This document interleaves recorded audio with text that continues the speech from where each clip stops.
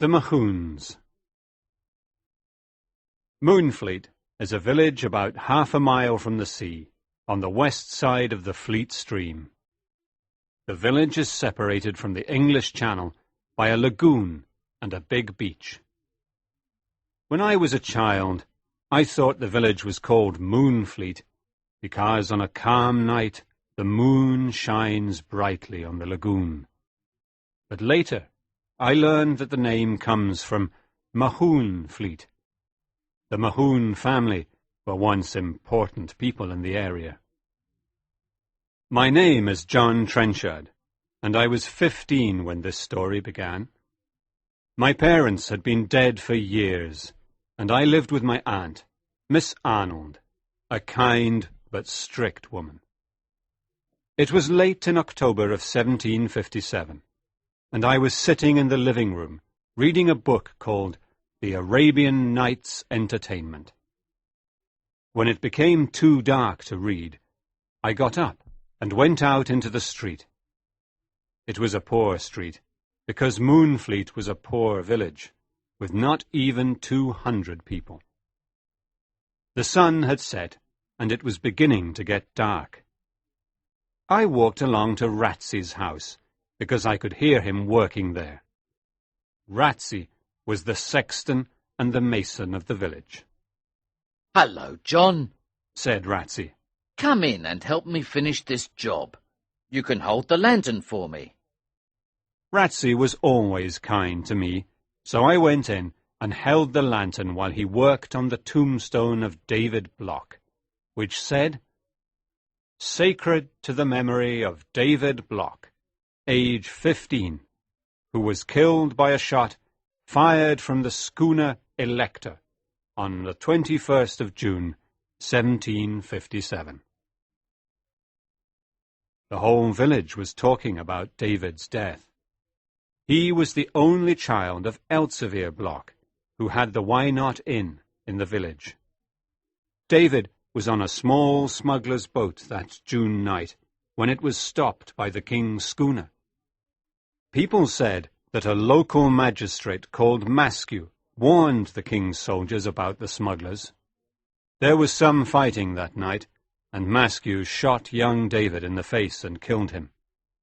Poor David paid a high price for a night's adventure. The other smugglers were caught and sent to prison. "What a cruel thing to do, shooting such a young boy," said Ratsy as he worked on David's tombstone. "Well, I'm almost finished for today. You've helped me with the lantern, John, so come to the Why Not Inn with me. Elsevier needs to talk to friends at a time like this, and we can have something to drink that will warm us on this cold evening." I was only a boy, and it was an honor to be invited to the Why Not, the inn where all the men went. Aunt Jane will get angry if she finds out, I thought. The Why Not was not the real name of the inn. Its name was the Mahoon Arms. The Mahoons once owned the whole village, but they had a lot of bad luck and lost all of their money. Their emblem, the form of a Y, was still on many of the buildings in the village. I was very excited when Ratsy opened the door of the inn. Elsevier Block was sitting by the fireplace, smoking his pipe. He was a strong man, with a lot of grey hair and a rather kind face. Elsevier got up when we came in and said sharply, "What does this boy want?" "Good evening, Elsevier," said Ratsy. "John and I want something to drink. It's cold outside. I've just finished working on David's tombstone, and it will be ready by Monday night." "David will finally rest in peace," said Elsevier sadly. "but the men who killed him won't find peace anywhere." "What happened to David was terrible," said Ratsy. "but revenge is always wrong." Elsevier did not answer and looked at the fire in the fireplace. We drank some hot tea and looked at the fire too. At last, Elsevier spoke. "John, It's time for you to go home. Men say that Blackbeard walks around the streets on the first cold nights. He evidently wanted to get rid of me, so I said good night and left.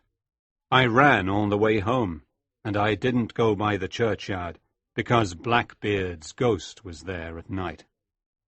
Blackbeard was one of the Mahoons who died a century ago, and was buried in the crypt under the church with other members of his family. Some people said he could not rest because he was looking for his lost treasure. Others said he could not rest because he had been evil in his life. Their description of Blackbeard was frightening. They said he was very tall and strong, with a long black beard, a dark face, and evil eyes. The Reverend Mr. Glennie, who was the parson and our schoolteacher, knew a lot about these things. He said that Blackbeard's real name was Colonel John Mahoon. During the Civil War, King Charles I was a prisoner and gave him a huge diamond in exchange for a favour, to help him escape. Mahoon took the diamond, but did not help the king escape. He hid the diamond somewhere, and after the war he returned to Moonfleet, where everyone hated him. Mahoon died, and the secret of the diamond died with him. So now his ghost was trying to find the precious diamond. However, Mr. Glennie did not believe that Blackbeard had hidden the diamond in the churchyard. He believed it was hidden somewhere else. I was a brave boy, but I never walked near the churchyard at night. Chapter 2. Noisy Coffins. On the night of the 3rd of November, there was a terrible storm with very strong winds. I don't think anyone in Moonfleet could sleep that night. Early the next morning, the churchyard was flooded and water started entering the Why Not Inn. But by 9 o'clock, the wind stopped blowing and the sun came out. Before noon, the people of the village came out of their houses to talk about the terrible storm. This storm was important to me because it changed my life. Now, I will tell you how. Very few people came to church on Sunday morning after the flood. Mr. Glennie, Ratsey, a few of us boys, some old women, and, strangely enough, Elzevir Block, who never went to church. It was cold and damp inside the church, so Ratsey lit a fire. Then something unusual happened. Just as Mr. Glennie started his sermon, we heard a strange noise under the church. It was not a loud noise. It sounded like two boats touching each other at sea. We boys looked at each other, because we knew what was under the church. The tombs of the Mahoons. They had been there a long time, and they had never made any noise. Everyone in the church was frightened. Then we heard another, louder noise. Oh! It sounded like the cry of a man. At that point, everyone ran out of the church, except for Mr. Glennie, Ratsey, Elzevir Block, and me. Mr. Glennie went on with his sermon, and did not say anything about the strange noises. At the end of the sermon, Ratsey asked, Mr. Glennie, are dead men moving under our feet? No, no, said the parson. The flood has filled the crypt with water, and so the coffins are moving around and making a noise. I believed the minister's words, but I was frightened. We left the church and walked towards the village together. Mr. Glennie was always friendly and kind to me, so I asked him a question. Mr. Glennie, what do you know about Blackbeard and his treasure? My dear boy, he answered, I don't know much. I only know that Colonel John Mahoon, called Blackbeard, spent all of his family's money, and the poor houses of Moonfleet had to close. He was an evil man, and even killed one of his loyal servants. At the end of his life, he was probably afraid, and he talked to the Reverend Kindersley of Dorchester. He left a will which I have seen." "You've seen Blackbeard's will?" I asked excitedly. "Yes," said Mr. Glennie. "He said that his treasure, which was the diamond, should be sold and the money used to repair the poorhouses. But he never said where the diamond was hidden. He probably wanted to get it himself, sell it, and then give the money to the poorhouses. But he died before he could get it. So people say he can't rest in his tomb until the treasure is found and the poor are helped." I thought a lot about what Mr. Glennie said. Perhaps I could find the diamond one day and become a rich man. I also thought a lot about the noises under the church. I decided that coffins did not make those noises because they get old and the wood breaks after a few years. But what made those strange noises? So on Monday after school, I ran down the street and across the fields to the churchyard. I wanted to listen to the Mahoon coffins. I could not get into the church because Ratsey had the key, but I stood outside and listened carefully. Everything was silent. Those strange noises had stopped. I walked to the back of the church because it was sunny there, and I saw two men, Ratsey and Elsevier Block. Ratsey was lying on the ground with his ear to the wall, and Elsevier was looking at the sea with a small telescope in his hand. I was surprised and didn't know what to do.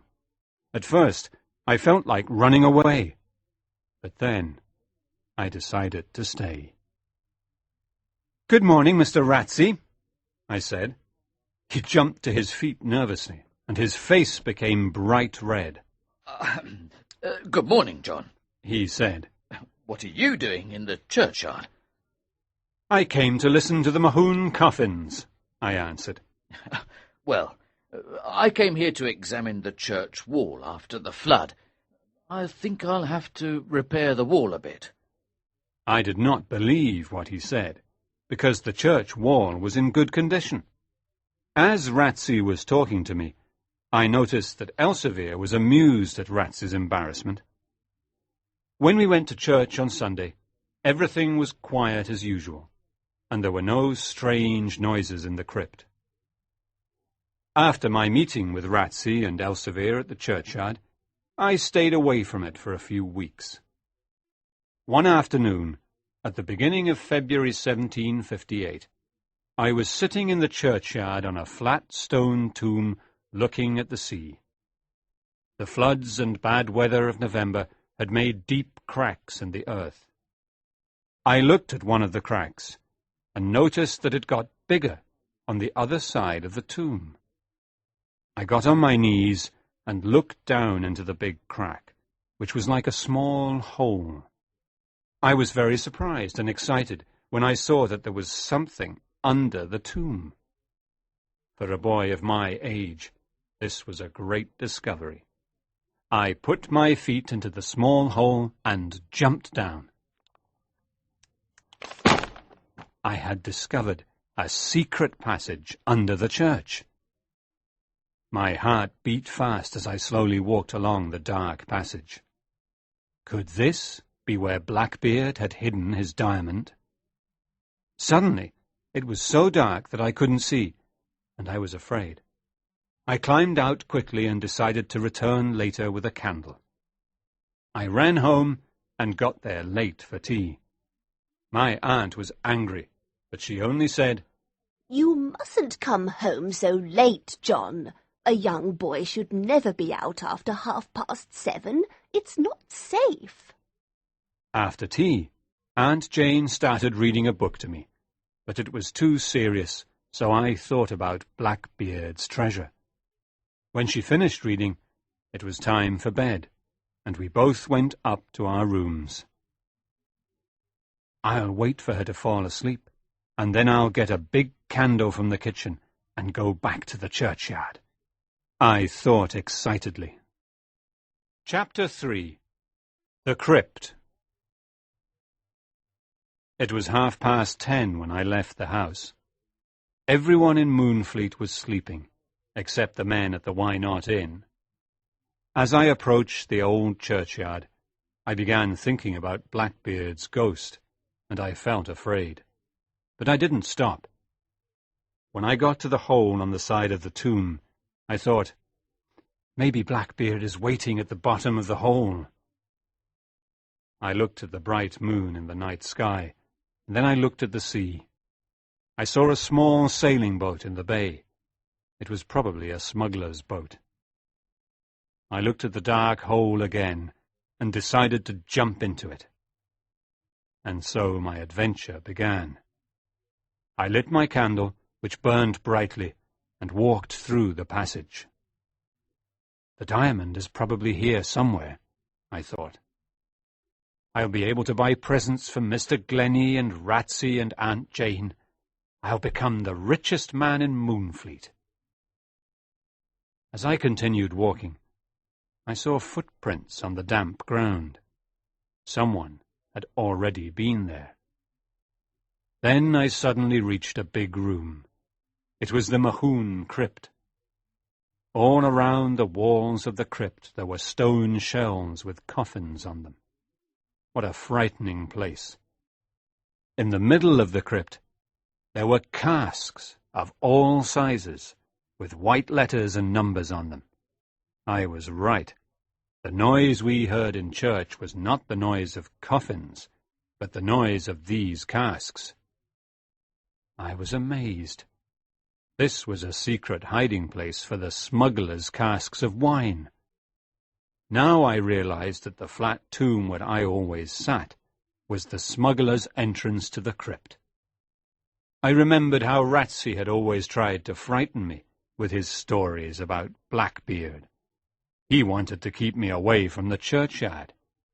Now I understood why Ratsey and Elsevier were in the churchyard that afternoon. They knew about the secret hiding place, and they probably knew about the smugglers. Perhaps they were smugglers. But how could I find the diamond? I looked at the coffins for a few minutes, and then the clock in the church tower struck midnight.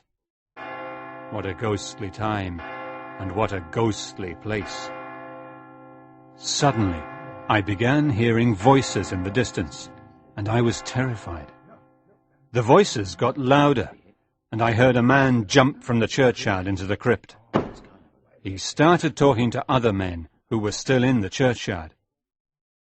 I wanted to hide, but I didn't know where. When I saw a coffin on the top shelf of the crypt, I put out my candle, climbed up, and hid between the coffin and the wall. I could not see anything from my hiding place, but I heard Ratsey's voice talking to other men. I was in Dorchester 3 days ago, said one man, and people say that Judge Barrentine wants to hang all smugglers. Barrentine and old Maskew are a cruel pair, said another man. If I meet Maskew alone one night, I'll— Don't touch Maskew. He's mine, said a deep voice. It was Elsevier. Then a man said, I don't trust that Trenchard boy. He always sits on the flat tomb and looks at the sea.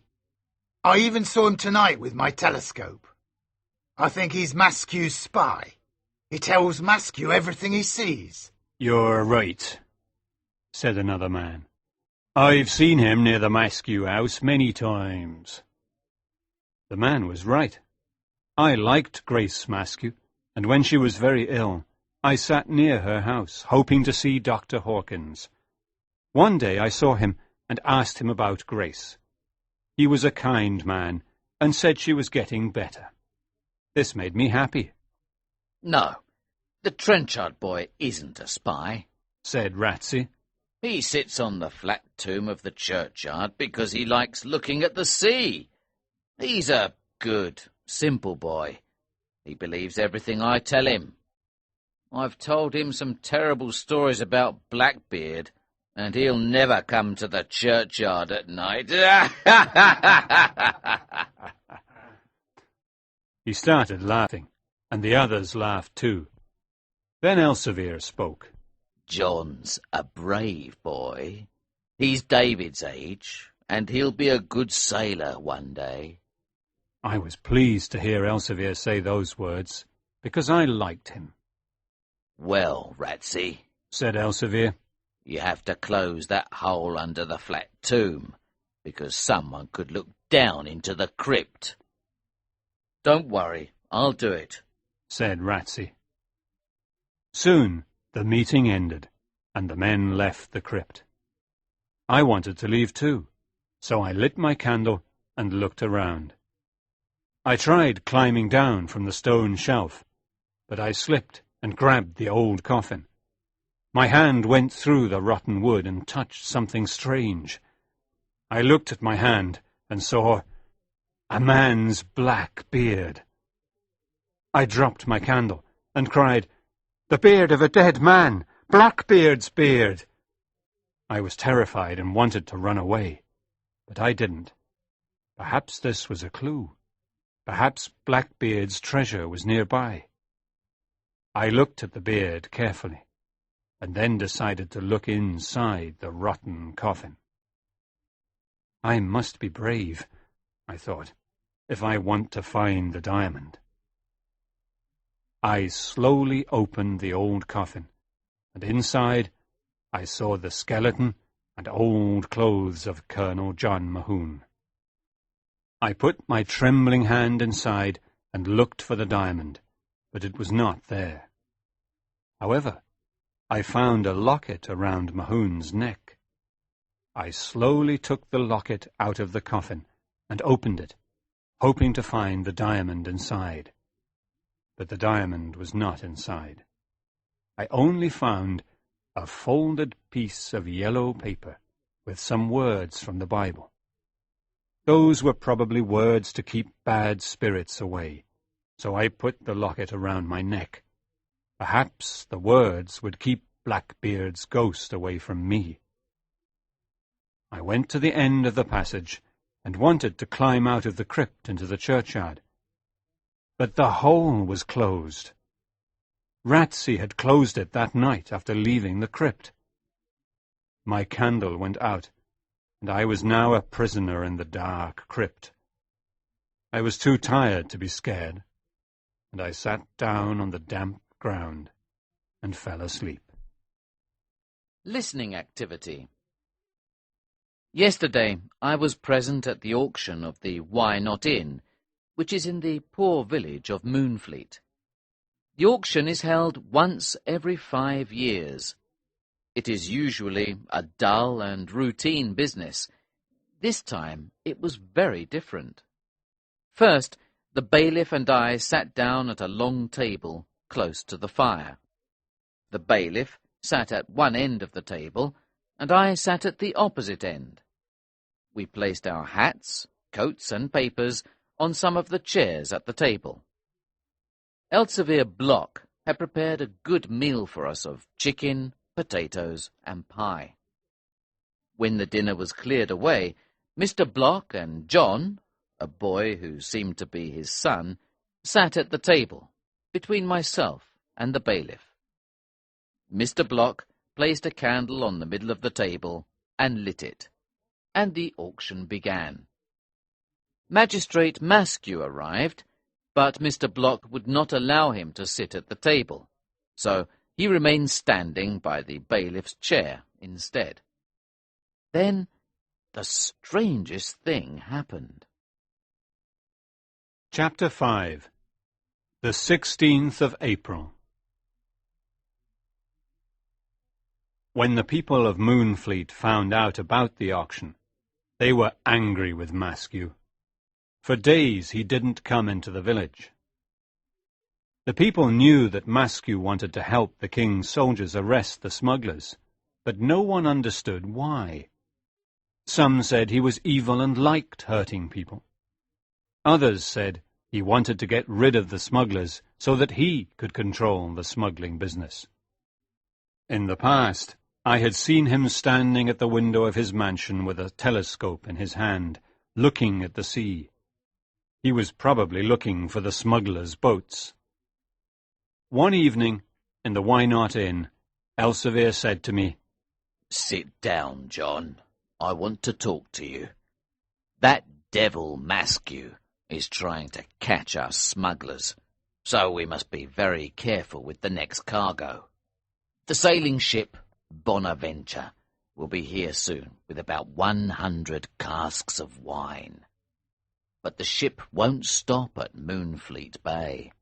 It will go to Hoare Head, because Maskew is probably watching the bay and the churchyard, and we won't hide the casks in the crypt. At Hoare Head we'll meet other smugglers with horses, and take the casks to Pyegrove's Hole, and hide them there." I suddenly felt some cold air on my shoulders, and I quickly turned around. "What's the matter?" asked Elsevier. "I think someone was listening to us, and has just left," I said. I felt some cold air on my shoulders. No, said Elsevier. You felt cold air because it's a windy night. Don't worry, John. No one was here. Elsevier, I asked nervously, are we leaving the Why Not Inn tomorrow? Yes, John. We're leaving the inn, and we're probably going to live in a small house near Worth. It's near the Lobster Inn, and there's a good view of the sea. But you're tired, poor boy. Go to bed now, and get a little sleep. Elsevier was right. I was tired, but I could not sleep. I did not want to leave Moonfleet, because I had lived there all of my life, and I did not want to leave Grace Maskew. She was a dear friend, and I loved her. I decided to go and meet Grace the next morning in our secret place in the woods. The next day was the 16th of April, and it was a day I will never forget. It was a beautiful, cool spring day, and at 10 o'clock in the morning I was in the woods where I met Grace. We were happy to see each other, but Grace became sad when I told her I was leaving Moonfleet. She told me her father had been away the night before. We talked about different things, and then we said goodbye. As I was running back to the Why Not Inn, I saw Aunt Jane standing at the door of her house. She stopped me and said, "John, take this little red Bible. It belonged to your poor mother. Perhaps it will help you find the right way in your life." "Thank you, Aunt Jane," I said politely, putting the little red Bible in my pocket. I continued running down the village to the inn. That evening, Elsevier and I left the Why Not Inn and started walking towards Hoare Head, which was 15 miles away. Hoare Head was the highest cliff in the area. It was after midnight when we got there. We saw other smugglers waiting silently, and some of them had horses. We went down to the beach and met the men from the Bonaventure. Most of them were French or Dutch. The precious casks were quickly brought to shore, and by 3 o'clock in the morning we began leaving the beach. We climbed up the cliff with the heavy casks, and I noticed something, or someone, moving behind a bush. Some of the other men noticed too. It was Maskew. 2 of the younger men ran after him as he tried to escape, and caught him after a few minutes. They brought him forward. He was pale. They tied his hands and feet and threw him to the ground. He was the most hated man in Moonfleet. "Shoot him!" cried one of the smugglers. No, hang him! cried some others. Let's throw him over the cliff and into the sea. Shouted a young smuggler, laughing. "Look, he's got a gun under his coat," said an old smuggler, taking the gun and throwing it at Elsevier's feet. Elsevier looked at the gun and then at Maskew. This man killed my son. He's mine. Don't touch him. Leave him here with me. Take the casks away and hide them. It's almost morning. The men complained, but they listened to Elsevier. After a while, they slowly climbed up the cliff with their horses and casks. Elsevier, Maskew, and I were alone now, and I was afraid. I knew how much Elsevier hated Maskew. "Let me go, criminal!" shouted Maskew. "I'm an important magistrate, and you're just a smuggler. If you don't let me go, I'll hang you."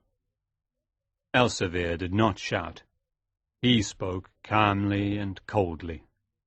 You killed my son, David, and you took the inn away from me. You devil. Now I'm going to kill you with your gun. "Don't kill me! Think of my poor daughter Grace. She has only got me in the world. Her mother is dead." And I had only one son, David, and you killed him. I felt terrible, and as I looked at Maskew's pale face and frightened eyes, I could see a bit of grace in him. I felt sorry for him, and thought about the girl I loved. "I can give you £10,000 if you let me go," said Maskew, his voice shaking. "I'll give you the Why Not Inn, and I'll leave Moonfleet."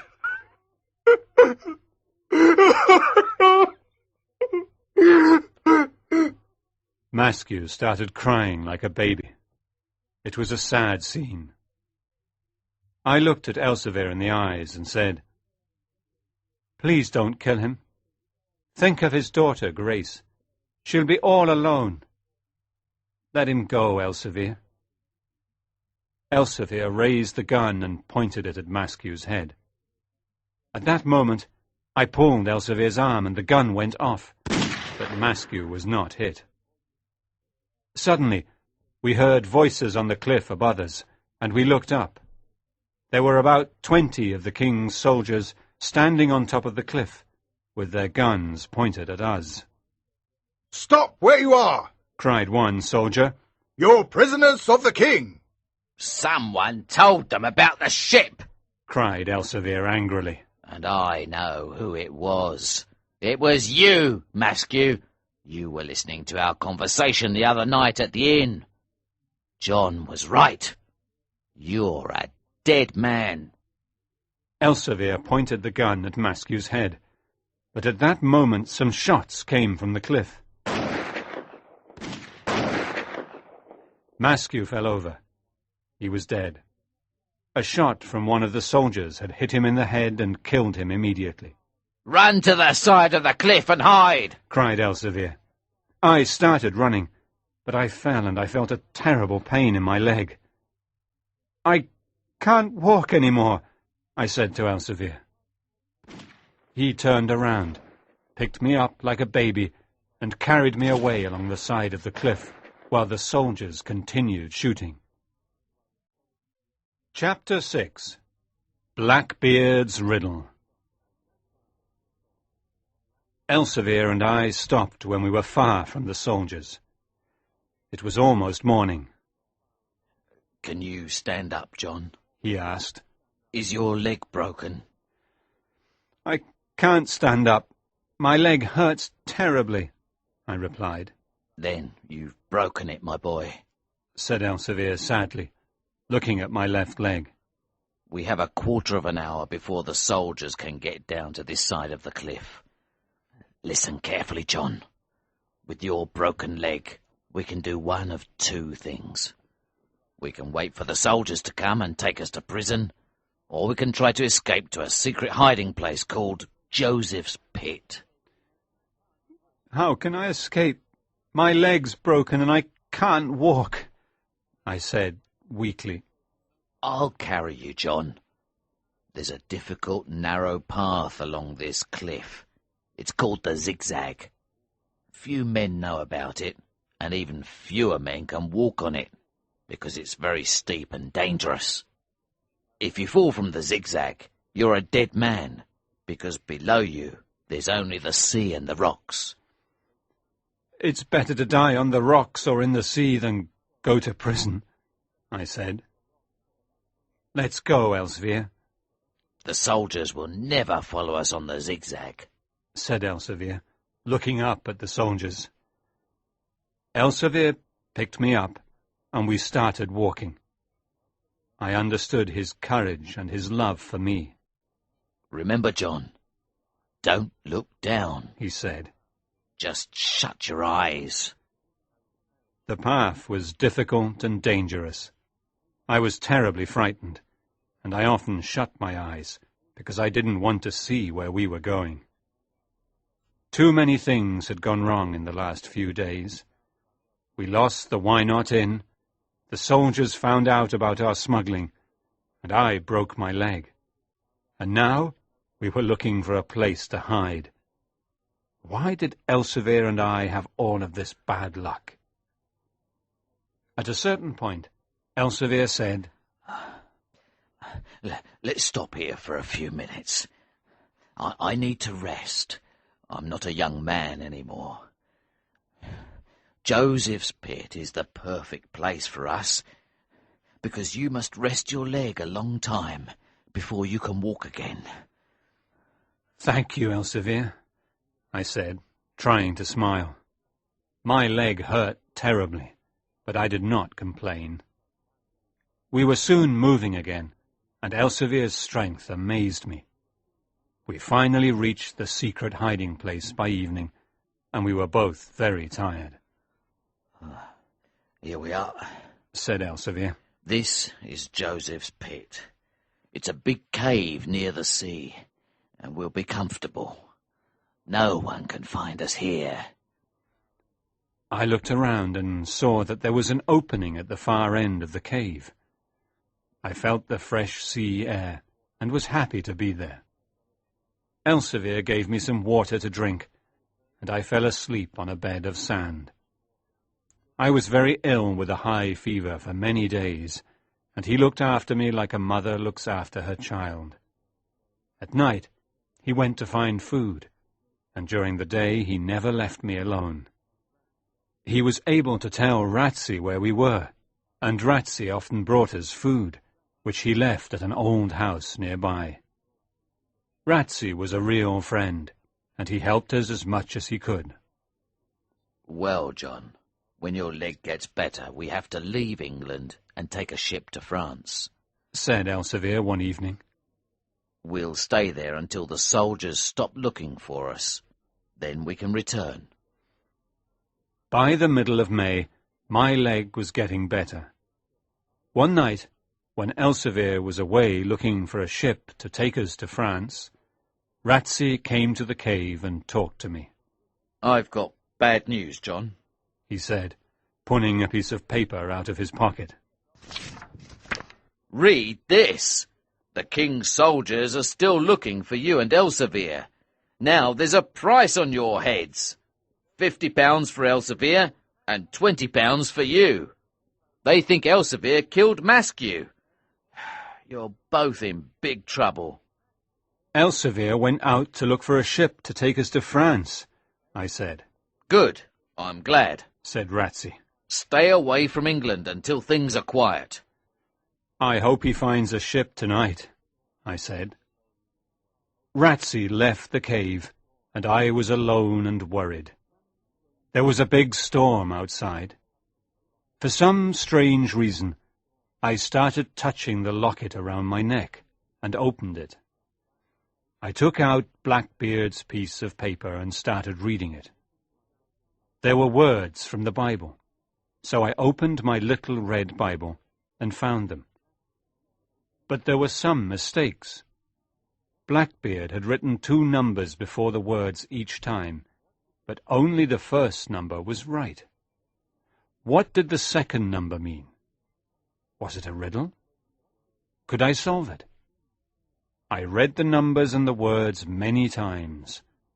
Perhaps the second numbers hid Blackbeard's secret. And I was right. I soon solved the riddle and discovered Blackbeard's secret. The number 4 meant the 4th word, and I found 5 of them. 80 feet deep, well north. What did these words mean? They went around in my head as the wind blew outside and I fell asleep. The next morning I woke up and saw Elsevier. I was very excited and told him how I discovered Blackbeard's secret. He listened carefully and looked at the notes. Now he was excited too. Yes! He cried. You're a clever boy, John. The well that Blackbeard mentions is the famous well at Carisbrooke Castle. It's one of the deepest wells in England. People come from London to see it. Blackbeard probably hid the diamond 80 feet deep in the well. Carisbrooke. That's the castle where King Charles I was a prisoner during the Civil War, I said. I'm sure it's the well at Carisbrooke Castle. I know Carisbrooke Castle very well. It's about 2 miles from Newport on the Isle of Wight. We can stay at the Bugle Inn, where smugglers are welcome. Elsevier's eyes shone with excitement. Another week passed, and I started walking around the cave slowly. I was getting stronger every day. Elsevier went to meet Ratsey one night, and came back with clothes and a whip. They were the clothes of a carter. There were 2 white jackets, 2 hats, and carter's trousers. With these clothes, no one could recognize us. Your leg is much better now, John, and we can leave in 2 days, said Elsevier. The Bonaventure will come, and we can go on board at night. I immediately thought about Grace, because I wanted to see her before leaving. But I didn't want to tell Elsevier. Can I go back to Moonfleet before leaving for Carisbrooke? I'd like to see my old village one last time, because I love it. Elsevier smiled and asked, Do you love the village, or someone in the village? My face became red, and I said, I love Grace Maskew. Elsevier was silent at first, and then said, She's a good girl, and I'm glad I didn't kill her father. You can go and see her, but wear the carter's clothes, and be very careful. I'll wait for you here. Be back by midnight. It was dark when I left the cave, and I walked all night until I got to Moonfleet the next morning.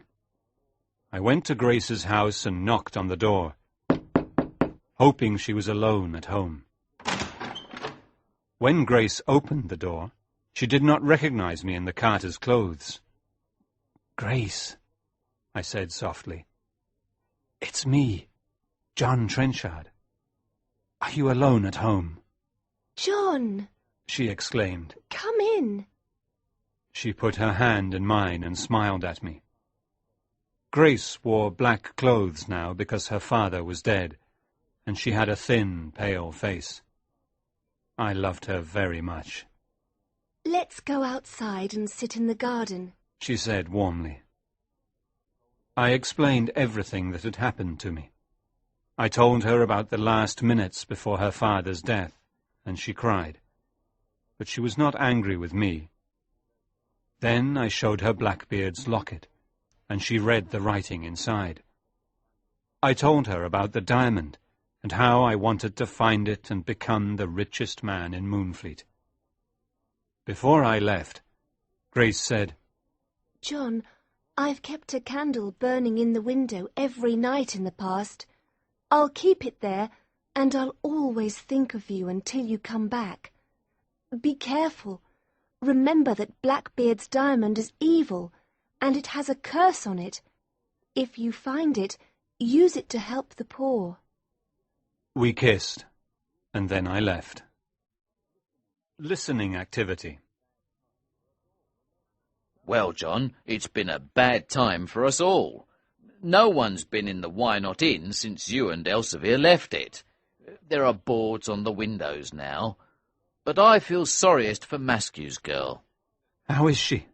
How is Grace? Well, she says she doesn't believe Elsevier killed her father, and she doesn't think you had anything to do with it either.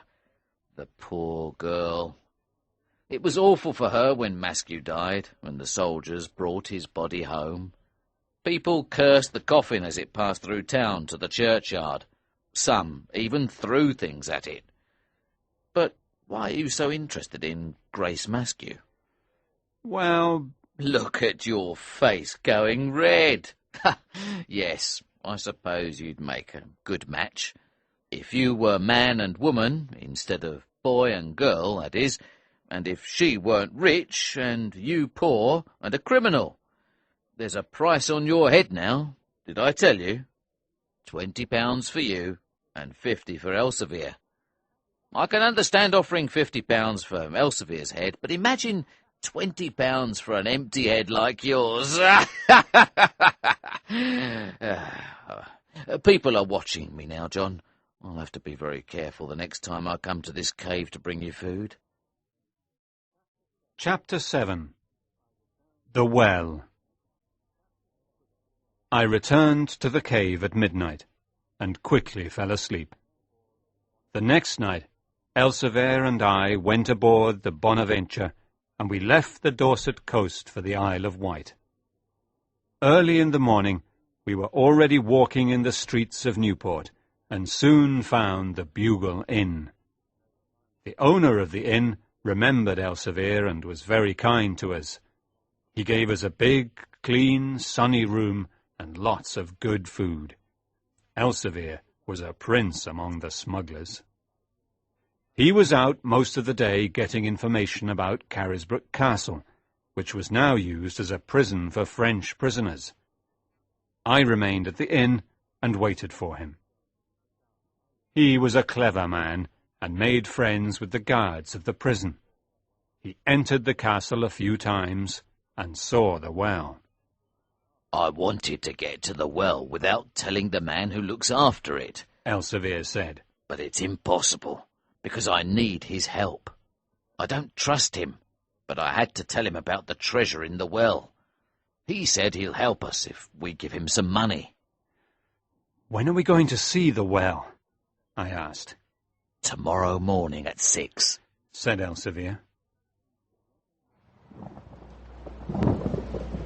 The next morning we left the Bugle Inn before 6 and walked to the castle. It was a hot, rainy July morning, and we got wet. The man who let us in was big and tall and about 30 years old. He had black hair, and I didn't like his eyes. He took us through many rooms, and we finally got to the well. "Who is going down into the well?" asked the man. I am, said Elsevier, holding a long rope. No, Elsevier, I said. Let me go. I'm smaller and lighter. Please. All right, John, go on, but be very careful and don't look down, said Elsevier. "You can't trust a boy down there," said the man, looking at the well. John isn't a boy. He's a man, and I trust him, said Elsevier. I got into the wooden bucket, and Elsevier tied an 80-foot rope to it. He and the man lowered me gently into the well. As I went down, it became darker and colder. I had a candle to help me see the wall. At the end of the rope, I started looking around. I moved my candle along the wall to see if there was a hole or a hiding place, but I couldn't see anything. "Have you found anything?" the man shouted. No, nothing, I shouted back. Then the bucket moved down a little and I continued looking. Suddenly, I saw the letter Y clearly marked on a stone of the well. It was the symbol of the Mahoons. I moved the stone a bit with my hand and then pulled on it. It came out of the wall, and I saw a small hole. I put my fingers into the hole and pulled out a tiny bag. I opened the bag slowly and found a diamond as big as a walnut. It was Blackbeard's diamond. I had never seen a diamond before, and I turned it between my fingers. It was beautiful. "What are you doing?" shouted the man. "Have you found something?" "Yes," I shouted. "I found the diamond. Pull me up." They pulled me up quickly, and at the top of the well, I saw the man's face. "Give me the diamond. Put it in my hand." "No," I said. "Let me get out of the bucket first," Let the boy get out of the bucket, said Elsevier angrily. I climbed out of the bucket with the diamond in my hand. "Give me the diamond!" cried the man. "You found it in my well, so the diamond is mine!" Then he turned to Elsevier and said, "I know who you are. Your name is Block, and there's a price of £50 on your head." I quickly put the diamond into my pocket. "Careful, Elsevier," I cried. "He's got a gun." The two men started fighting, and although Elsevier was older, he was much stronger. As they fought, the man slipped on the wet stones and fell into the well, screaming. We heard a loud noise when he got to the bottom. Elsevier was sad, because he did not want to kill him. I started thinking of Grace's words. The diamond is evil. It has a curse on it. I looked at Elsevier and said, "Let's throw the diamond back into the well. It's evil, and it has a curse on it." Elsevier thought for a moment and then said, No, no. You're good and honest, John. Give me the diamond and I'll keep it for you. You know you can trust me. I gave it to him. When we got back to the Bugle, I went upstairs and lay down on the bed, trying to rest and think. Elsevier was downstairs talking to the owner of the inn. When he came upstairs, he said, It's dangerous for us to stay here, John. There's a Dutch ship leaving for Holland tonight. The owner of the Bugle knows the captain, and he'll take us. The city of The Hague is the most important market in the world for diamonds. So, a few days later, we arrived in the port of Scheveningen and stayed in a small inn with some sailors. One night, Elsevier pulled the little bag with the diamond out of his pocket and said, Here, John, you keep it. It's yours. Remember, if you become rich because of this diamond, use the money to rebuild the poorhouses in Moonfleet. That's what Blackbeard wanted to do with it. I put the diamond in the locket around my neck, because it was the safest place. When I was alone, I often opened the locket and looked at the beautiful diamond, and dreamt of becoming rich and marrying Grace. But then I always remembered Elsevier's words.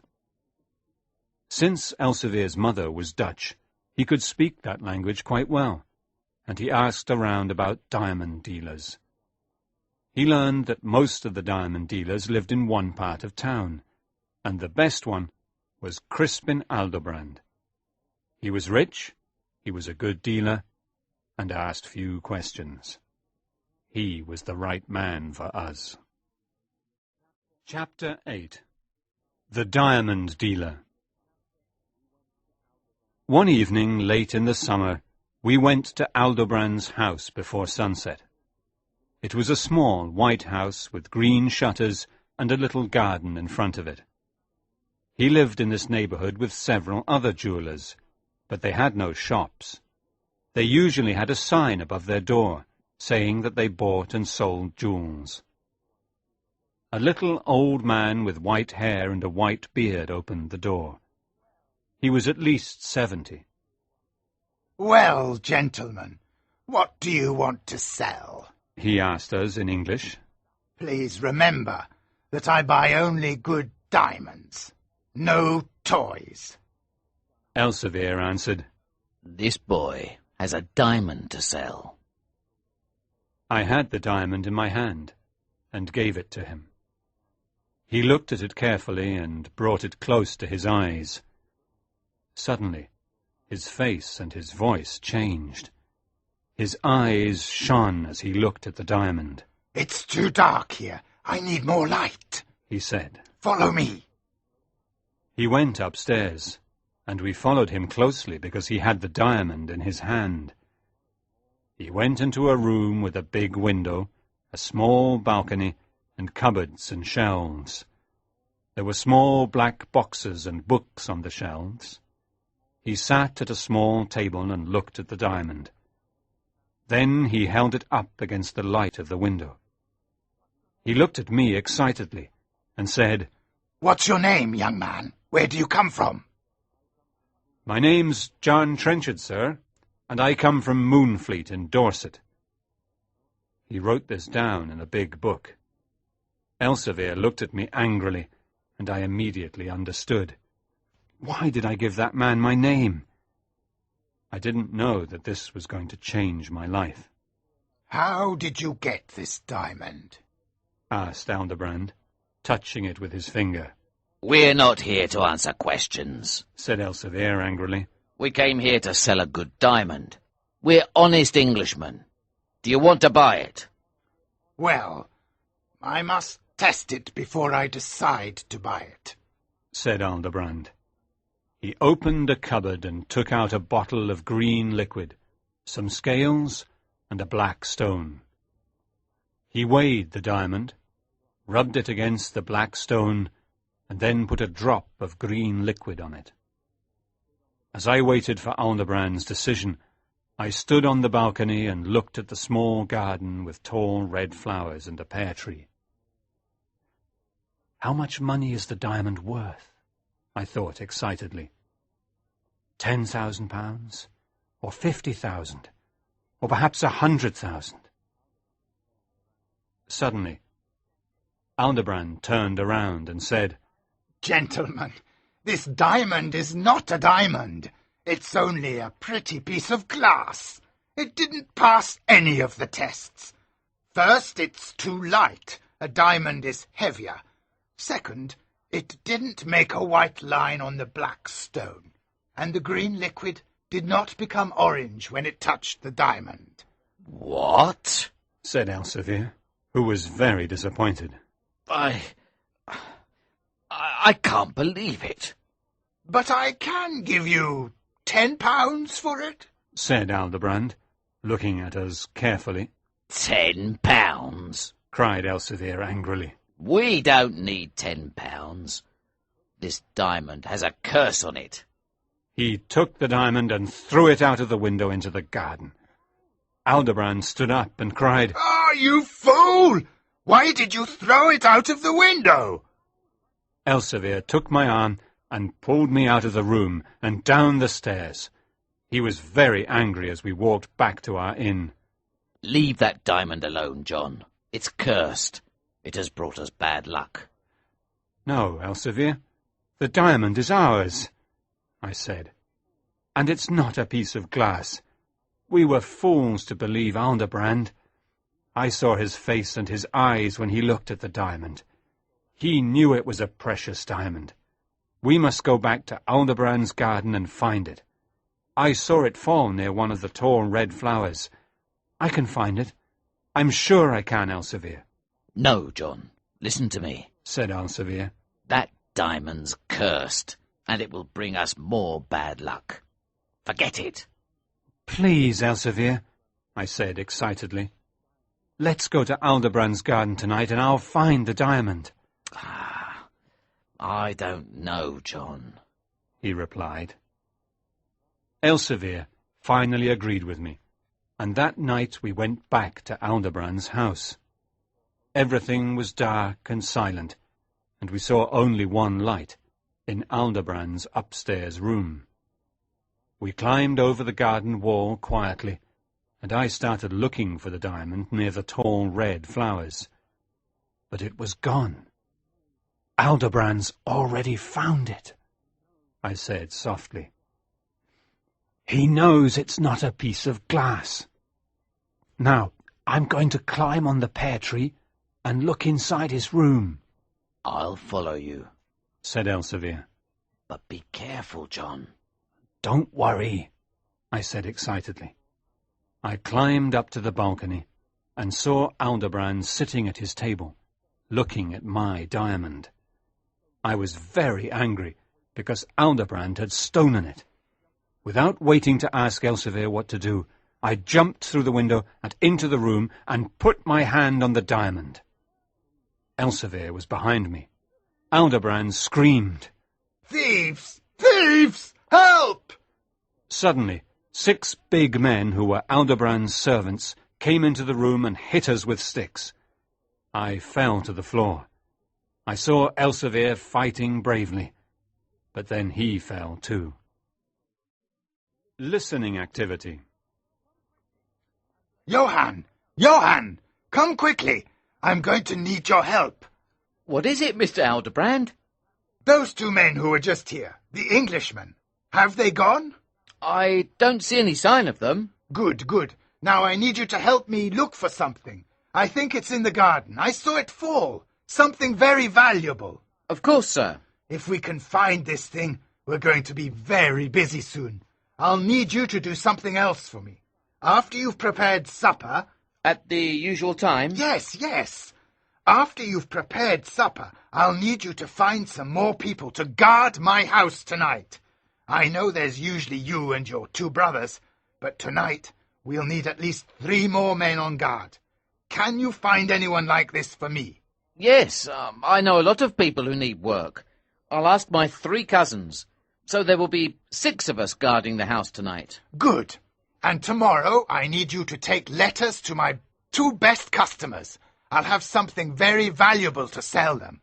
I want to get up early tomorrow. Can you wake me at 6 o'clock? Yes, sir. Would you like your breakfast at 6:30? Yes, thank you, Johann. Now, let's search the garden. This is my lucky day. Chapter 9. A Storm at Sea. Elsevier and I were taken to prison, a horrible Dutch prison. During the trial, we told our story to the judge, but he did not believe us. He believed Aldebrand, who told a very clever story. These Englishmen jumped through the window of my room and wanted to steal one of my precious diamonds, said Aldebrand, looking at the judge. Liar! Thief! Shouted Elsevier.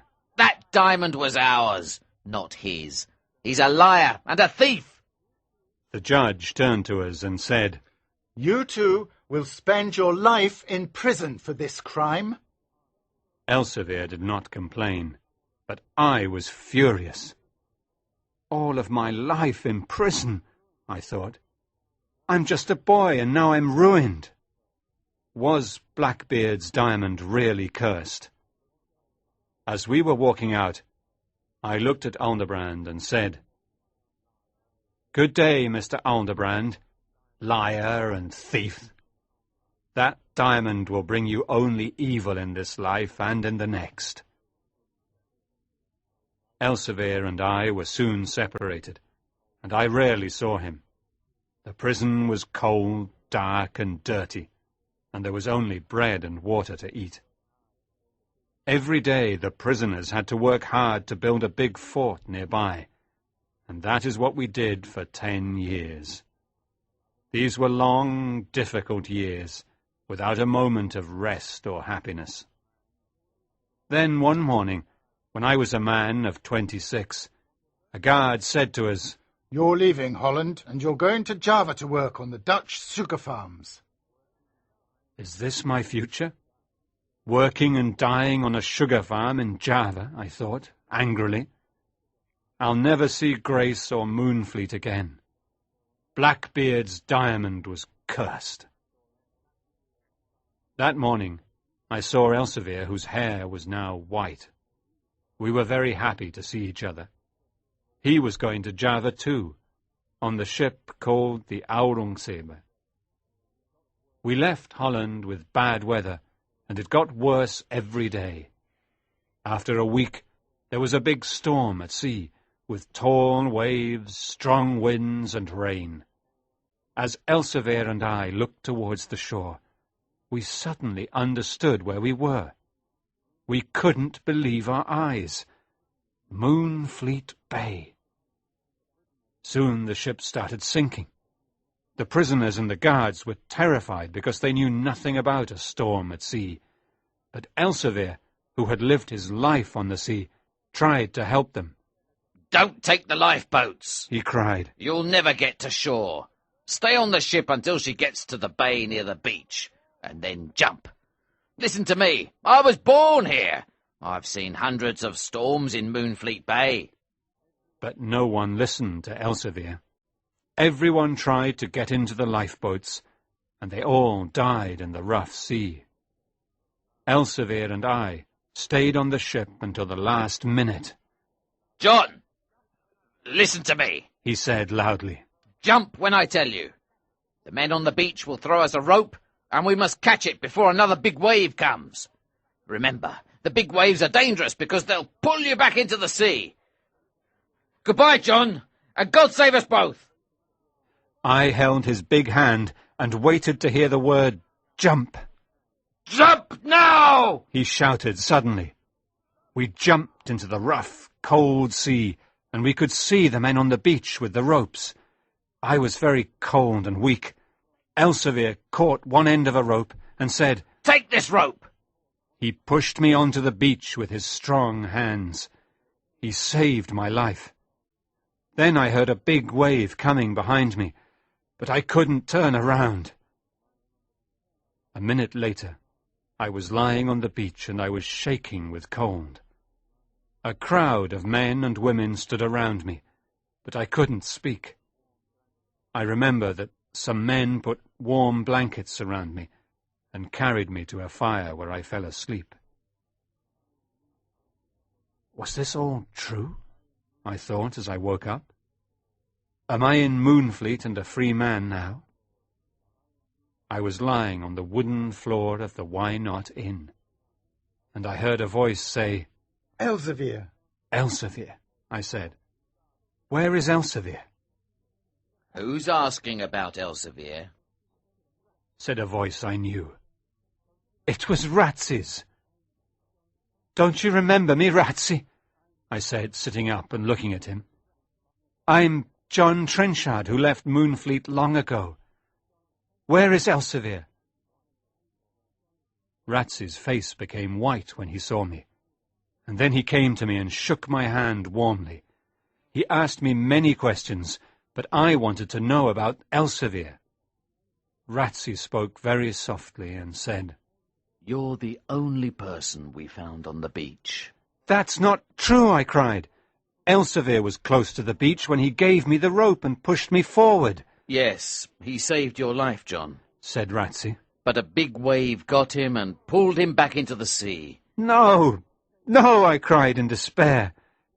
He saved me, but he didn't save himself. Oh, dear Elsevier, I won't see his face or hear his kind voice any more. I loved him like a father.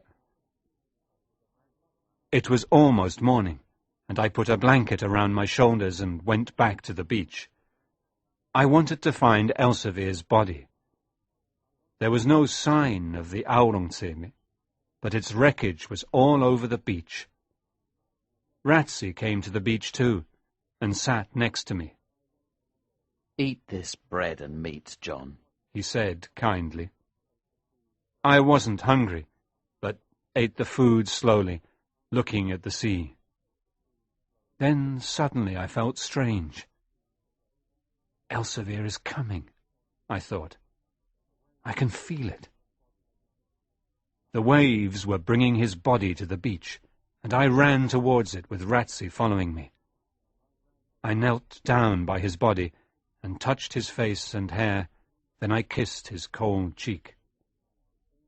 The men from Moonfleet who knew him came to the beach and carried him back to the Why Not Inn. There they laid his body on the long table. I sat next to Elsevier's body for many hours, and many memories came to my mind. Then I started thinking, I have lost my only friend. What can I do now? Where can I go? I felt lost and terribly sad. Then someone touched my shoulder. I turned around and saw a tall, beautiful woman standing behind me. It was Grace Maskew. John, She said. have you forgotten me? Didn't you see the light at my window? I could not speak. I'm very sorry about Elsevier. She said. I know he was a brave man with a kind heart, but do you still love me, John? I took her hand and said, Dear Grace, of course I still love you. I've always loved you. But many things have changed. You're a noble lady, and I'm a very poor, unlucky man. I told her about the diamond and about my 10 years in prison. John, please don't talk about money. She said. There are more important things in life. Forget Blackbeard's diamond. It was evil. Grace and I talked for a long time, and then she left. Shortly after, Mr. Glennie, my old teacher, came to see me. He took out his prayer book and said some prayers for Elsevier. Then he took a piece of blue paper from his pocket. It was a letter from Crispin Aldebrand's lawyer in Holland. It had arrived 8 years before when I was in prison. The long letter said that before dying, Aldebrand wrote a will and left all of his money to John Trenchard of Moonfleet. He explained that the diamond was real and that he had stolen it from me and Elsevier, and now he was very sorry. The diamond had brought him a lot of bad luck. Well, John, you're a very lucky young man, said Mr. Glennie, smiling. There's no longer a price on your head, so you're a free man. And you're a very rich man too, with all of Aldebrand's money. I was very surprised and did not know what to say. Suddenly, I wasn't poor any more. How strange life is. Mr. Glennie and I talked about Aldebrand's will until midnight, and then he left. I spent the night next to my great friend, Elsevier. This is the end of my story. I received all of Aldebrand's money, but I did not keep it for myself. With Mr. Glennie's and Grace's help, I rebuilt and opened the poorhouses, and built a new hospital and new homes for the people of Moonfleet. Part of the money was used to improve the church and the school, too. I became an important person in my village. Grace and I got married, and the old Mahoon mansion became a beautiful home again. We have 3 lovely children, Elsevier, Grace, and John. We live happily in Moonfleet and never leave it. When there is a bad storm, I run down to the beach with the others and try to help the men at sea. Sometimes we cannot help them, and we see them die. And each time I stand on the beach with a rope in my hand, I remember dear Elsevier, and how he saved my life.